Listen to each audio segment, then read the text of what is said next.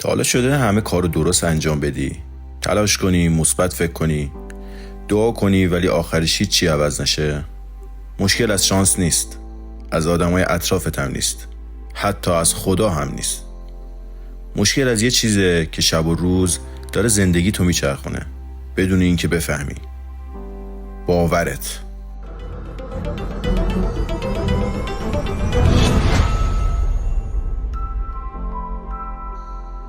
بذار خیلی ساده بگم، باور یعنی حقیقتی که مغز تو قبولش کرده، حتی اگه غلط باشه.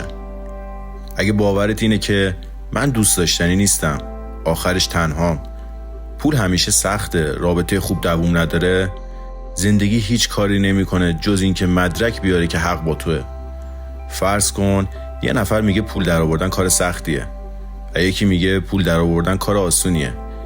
اینجا باید بگم هر دوتاتون درست میگید. خیلی عجیبه، درسته؟ ولی همه چی تو ذهنتون و باورتونه. این دنیا هیچ چیزیش واقعی نیست. میدونم الان گفتم، ولی انقدر مهمه که دوست دارم دوباره بگم. این دنیا هیچ چیزیش واقعی نیست. همه چی تو ذهن خودتونه. کوین ترودو یه جمله خیلی ساده داره، میگه زندگی به خواسته‌هات جواب نمیده، به باورات جواب میده. در اصل به اون حس و فکری که تبدیل به باورت شده جواب میده. تو ممکنه خواستت عشق باشه ولی باورت ترسه و دنیا همیشه به ترس جواب میده، نه به آرزو. اینجاست که همه کم میارن، چون باور فقط یه فکر نیست، یه عادت عصبیه. آنتونی رابینز میگه باور چیزی نیست که فقط بهش فکر بکنی، چیزیه که بدنت بهش عادت کرده. یعنی چی؟ یعنی بدنت به غم، اضطراب، انتظار بدترینا عادت کرده. وقتی میخوای باورتو عوض کنی، بدنت میگه خطر، این ناشناسه و بدن میره تو حالت بقا. نتیجه چیه؟ ترشح سطح وحشتناکی از کورتیزول و بعد اضطراب، مقاومت و مهمتر از همه حمله پنیک. نه چون راه اشتباهه، چون ذهنت فکر میکنه داری میمیری. احساس خفگی بهت دست میده و تنگی نفس میگیری. فقط باید بدونی تنها مسیر درست زندگی لذت بخش همینه.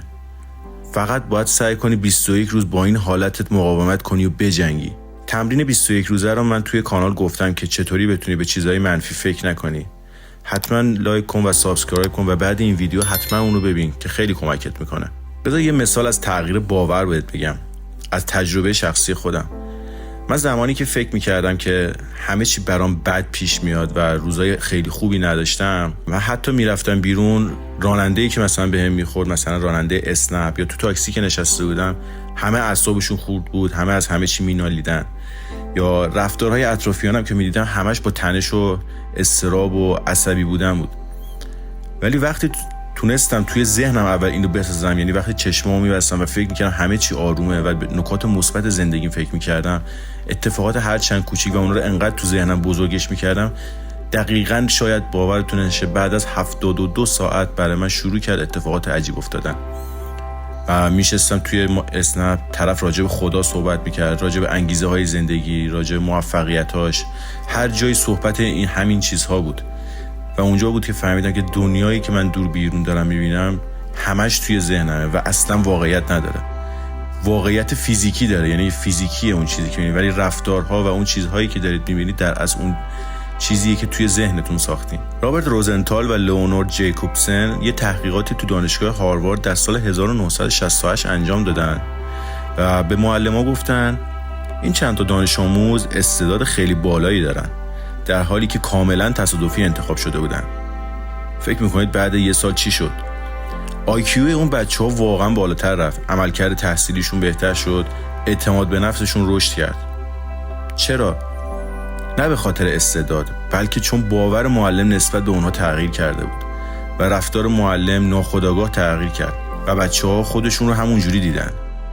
میخوام بگم صرفاً حرف یا تجربه نیست، بلکه تحقیقات علمی پشت این قضیه است و اینا همش ثابت میکنه که دنیای بیرون چیزی جز توهم و توی ذهنت نیست. همش چیزی که توی ذهنت میسازی. هر چیزی که توی ذهنت بسازی اونو تو بیرونت میبینی. مثالاش خیلی زیاده، شعرها و ابیاتی که شاعرات تو گذشته گفتن در این باره خیلی زیاده و این توی دنیای بیرون اونم ما خودمون داریم میبینیم.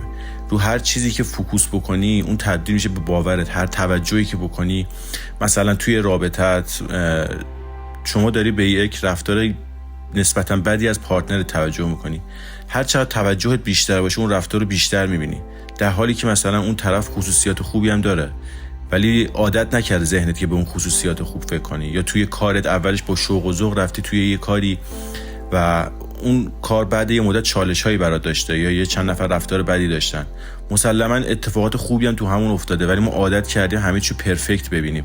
اون نقص ها رو وقتی بیشتر توجه میکنی بیشتر توی بیرونت میبینی و اون کار برات عذاب آور میشه. حالا یه تست ساده، این تمرین شاه کلیده. این جمله ها رو کامل کن بدون فکر کردن. آخرش آدما همیشه، تو رابطه من همیشه، پول برای من یعنی، خدا معمولا وقتی ازش میخوام. ببین وقتی اینا رو کامل بکنی دقیقا همینجا باورات لو میره. استر هیکس میگه تو چیزی رو جذب نمیکنی که میخوای، چیزی رو جذب میکنی که فکر میکنی طبیعیه. اگه تنهایی برات طبیعیه، عشق سالم حتی اگه بیاد پسش میزنی. حالا چطور باورها رو عوض بکنیم؟ اینجا بخش عملی و نجات بخش قضیه است. باور قدیمی رو با زور عوض نمیکنن. اگه باورت اینه من دوست داشتنی نیستم، نگو من خیلی دوست داشتنیم، چون ذهنت مسخرت میکنه. بگو شاید همه چیزهایی که درباره خودم باور دارم کاملا درست نباشه. این جمله در رو برات باز میکنه. شواهد کوچیک بساز. آنتونی رابینز میگه باور جدید با هیجان ساخته نمیشه، با شواهد ساخته میشه. هر روز فقط اینو بنویس: امروز کی یکی با هم خوب رفتار کرد، کی یه اتفاق کوچیک به نفعم افتاد. مغز دنبال مدرکه، کم کم مسیر عصبی جدید میسازه. بدن رو هم وارد بازی کن. باور فقط تو سر نیست، تو بدنه. اگه بدنت همیشه جمع، شونه‌هات افتاده است یا نفسات کوتاهه، باور جدید شکل نمیگیره. صاف بیست، نفس عمیق بکش، لبخند مصنوعی هم حتی قبوله. بدن که تغییر کنه ذهن مجبور میشه دنبالش بیاد. اینو باید بگم، تو بدشانس نیستی، خراب نیستی، عقب افتاده نیستی. فقط سالها با یه باوری زندگی کردی که مال تو نیست. و حقیقت اینه باور تقدیر نیست، عادت قابل تغییره. استر هیکس میگه وقتی آماده تغییر باشی، دنیا هم آماده همکاری با توه. ببین دوست من، این مسیر اصلا ساده نیست ولی واقعی ترین راهیه که بلدم. اگه قراره چیزی تو زندگیت عوض شه، از اینجا شروع میشه، از باورت. اگه حس کردی این ویدیو داشت از تو حرف میزد، حتما سابسکرایب کن و لایک کن و برام از باورهای اشتباهت بنویس. این مسیر قرار ادامه داشته باشه. ما اینجا با هم باور میسازیم، حس خوب میسازیم، نه شعار. مراقب دلت باش و یادت نره هیچ تغییری از بیرون شروع نمیشه.